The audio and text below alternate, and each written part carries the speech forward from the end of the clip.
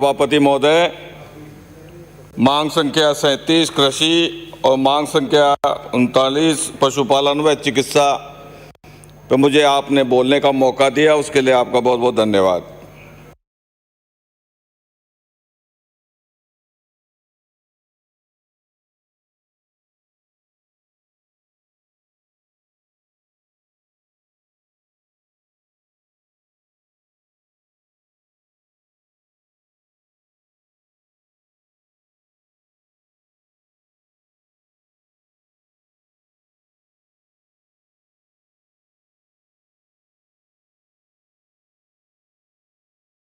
माननीय सभापति महोदय,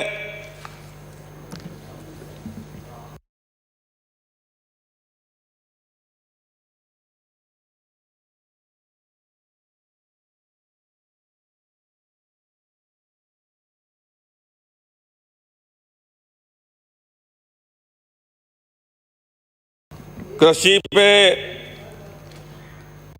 कभी काफी माने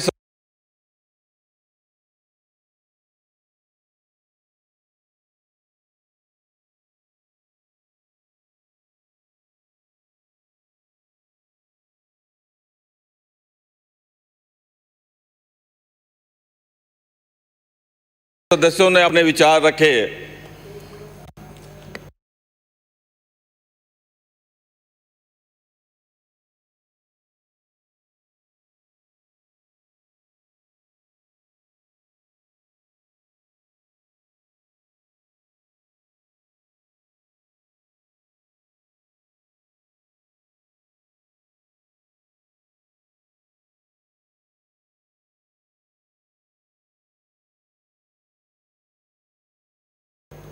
भारत कृषि प्रधान देश है।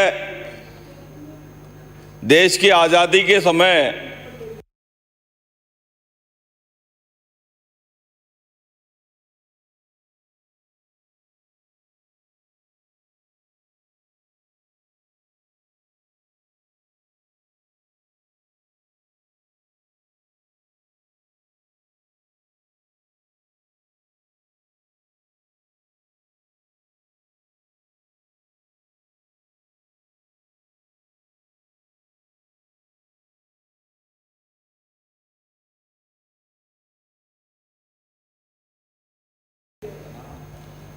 इस देश को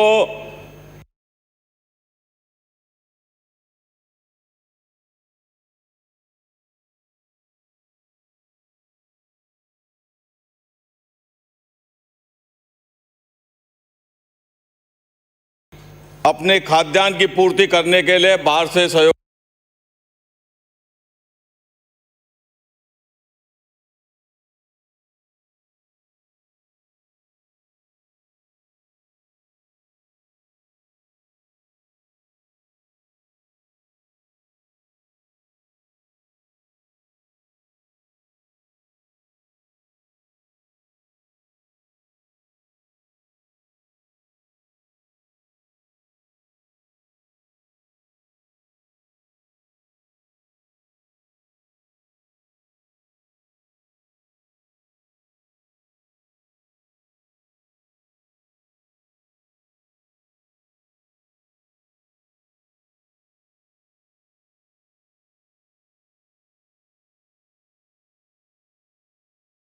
लेना पड़ता था, लेकिन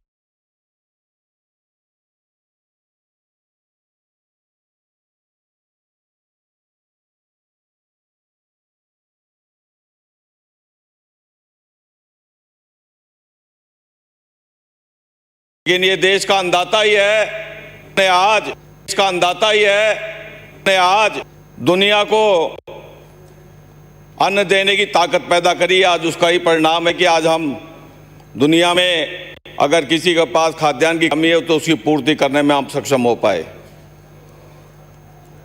उस किसान को हम नमन करते हैं।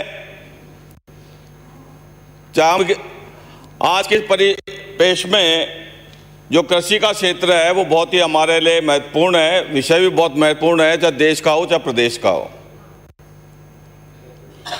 समय निकला, किसान धीरे बदली कृषि के क्षेत्र में नए नए अनुसंधान हुए फसल के ऊपर, चाहे वो किसी भी गेहूं की हो चाहे बाजरे। जो आज किसान की हालात है उसके ऊपर भी हमारे को ध्यान देने की आवश्यकता है।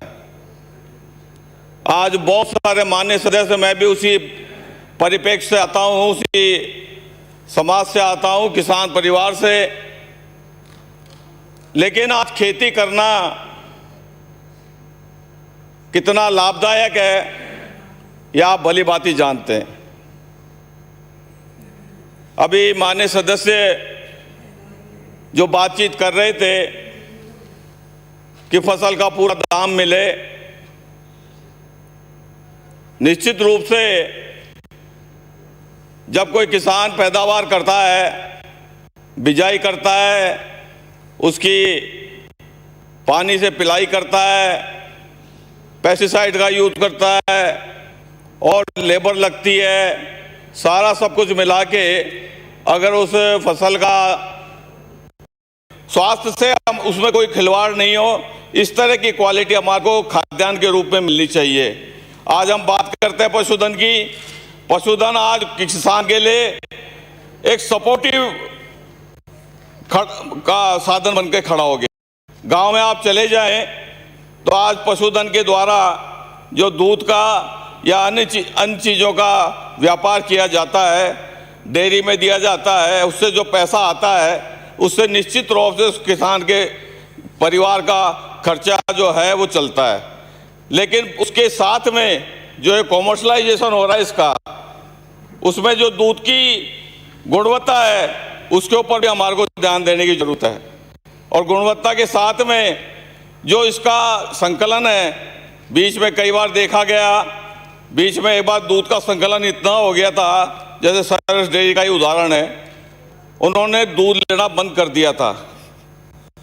तो ये जो परिस्थितियां क्यों बनती हैं, आज किसान के पास में दो ही साधन है, या तो खेती है या पशुपालन है। और पशुपालन में भी उसका जो पूरा दारोमदार है वो दूध के ऊपर है। तो निश्चित रूप से आने वाले समय में हम पशुपालन के ऊपर और खेती के ऊपर विशेष रूप से सरकार ध्यान दे। केंद्र सरकार की बात करें चाहे राज्य सरकार की हम बात करें, आज चुनौती बहुत सामने खड़ी है हमारे। ये जयपुर जिला जो है आज की तारीख में मेरे विधानसभा क्षेत्र में जो पानी की स्थिति है वो बहुत विकट हो चुकी है। बहुत सारा एरिया मेरा ड्राई हो चुका है जहाँ पे खेती होती नहीं है, बरसात के भरोसे खेती है। आज काश्तकार वहाँ पे या तो कोई दूसरे कामकाज के अंदर जा चुका है, या किसी ने भट्टा लगा लिया, किसी ने ट्रांसपोर्ट का काम कर लिया, किसी ने दुकान कर ली। तो खेती का जो काम करने वाले लोग हैं आज वो दूसरी तरफ डाइवर्ट हो रहे हैं। जिनको नौकरी नहीं मिली वो छोटा मोटा धंधा करने लग गए। तो ये जो हालात हैं आज के ज़माने में, इसको कौन देखेगा। आज बहुत समय से जब से विधानसभा में यहाँ पे आने का मौका मिला, जब मैं नहीं था विधानसभा में, जब भी सुनते थे कि ईस्टर्न कैनाल प्रोजेक्ट का जो प्रोजेक्ट बना है, तो एक ये आशा की किरण थी इस पूर्वी राजस्थान के लिए। लेकिन मेरे को लगता है कि माननीय मुख्यमंत्री जी ने बहुत पैरवी करी है। मैं सबसे उम्मीद करता हूं कि पूर्वी राजस्थान की जो हालात है, जिसमें हमारा भी विधानसभा क्षेत्र आता है, आने वाले समय में आज पीने की पानी की समस्या हो गई, सिंचाई की तो बात कहां से करें। लेकिन इसके ऊपर भी कोई ठोस आश्वासन कहीं से मिलने की उम्मीद नहीं लग रही। तो मैं उम्मीद करता हूं कि जो पानी की समस्या है, खासतौर से पीने की और सिंचाई की, जयपुर जिला तो बहुत पिछड़ गया इस मामले में। इसलिए उम्मीद करते हैं कि आने वाले समय में जो सरकार, केंद्र सरकार जो लाखों रुपए, करोड़ों रुपए, अरबों रुपए अन्य प्रोजेक्टों में खर्च करती है, कम से कम इस पानी की तरफ भी नजर मारे, जिससे इस पूर्वी राजस्थान में रहने वाले लोगों को सिंचाई का पानी भी मिले, किसान को, और पीने का पानी भी मिले। नहीं तो आने वाले समय में यहाँ पे बहुत सारे पूर्वी राजस्थान से आए हुए मान्य सदस्य बैठे होंगे। आने वाले समय में पानी का जो संकट सामने आएगा, अगर ये बरसात की यही स्थिति रही तो आने वाले समय में किसान की जो मांग है, बिगर पानी कोई खेती नहीं होती माननीय सभापति महोदय। इसलिए ये जो मांग रखी गई है, निश्चित रूप से इसको पूर्ण करने का काम केंद्र सरकार को, माननीय प्रधानमंत्री जी को करना चाहिए। यहाँ विपक्ष के साथी भी बैठे हैं, पक्ष के तरफ से माननीय मुख्यमंत्री जी ने भी अपना पक्ष रखा है। आज की तारीख में अभी माने कई सदस्यों ने कहा हमारे यहाँ पद रिक्त है पशुधन सहायकों के। भाई वो पद तो इसलिए रिक्त हैं कि पिछली सरकार ने एक भी पशुधन सहायक की भर्ती नहीं करी। इस सरकार ने माननीय मंत्री जी के कार्यकाल में लगभग 2133 पद की भर्ती करी है। माननीय मंत्री महोदय, मैं उनका धन्यवाद करना चाहता हूं। तो कमी तो रहेगी, 5 साल आपने भर्ती नहीं करी, 5 साल की पूर्ति करने के लिए तो समय तो चाहिए ही। लेकिन मैं धन्यवाद करना चाहूंगा माननीय मंत्री जी का कि इतने कम समय में इतनी बड़ी भर्ती उन्होंने करके कहीं ना कहीं पद भरने का काम किया है। साथ ही एग्रीकल्चर के सेक्टर में भी कृषि प्रवेशकों की भर्ती का काम है, उनसे चाहूंगा कि वो भी जल्दी से जल्दी आप पूर्ति करें, जिससे कि जहां इसकी मांग है। माननीय सभापति महोदय, 2 मिनट लूंगा, ज़्यादा नहीं लूंगा। मैं मंत्री महोदय का धन्यवाद इसलिए भी करना चाहूँगा कि वो इसी किसान परिवार से आते हैं और वो भी बहुत बड़ी खेती का काम करते हैं, तो उनसे ज़्यादा कोई समझता नहीं होगा कि खेती को कैसे लाभदायक बनाया जाए। मैं मंत्री महोदय से एक ही मांग करूँगा कि खेती को लाभदायक सौदा बना देंगे, उस दिन किसान जिंदा रह जाएगा।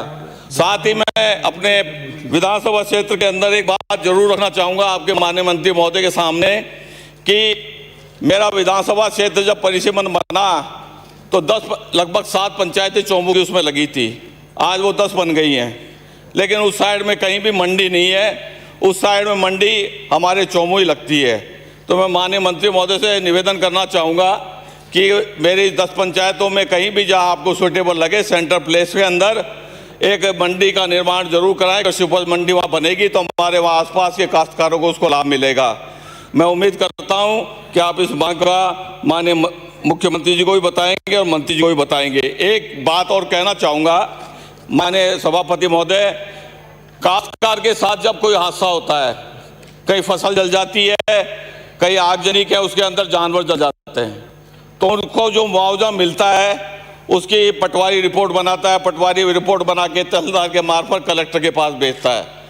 माननीय मंत्री महोदय से रिक्वेस्ट करना चाहूँगा, एक तो उसके अंदर राशि बढ़ाई जाए, उसमें राशि बहुत कम मिलती है, उसको लाख रुपए की बहस है, उसको मिलता कितना सा है ये तो आप भली बात ही जानते हैं माननीय मंत्री महोदय। और उसमें समय भी बहुत लग जाता है, 2-2, 3-3 महीने का समय लग जाता है उसके अंदर। साथ ही जो काश्तकार का कई बार कृषि कार्य करते हुए दुर्घटनाग्रस्त हो जाता है, उसको जो आपके मंडी के माध्यम से और आपके डेयरी के माध्यम से पैसा मिलता है, उसको भी बढ़ोतरी करेंगे तो निश्चित रूप से किसान को एक सहारा मिलेगा। आपने बोलने का मौका दिया, धन्यवाद। जय हिंद, जय भारत। माननीय श्री धर्मेंद्र कुमार मुर्ची। माननीय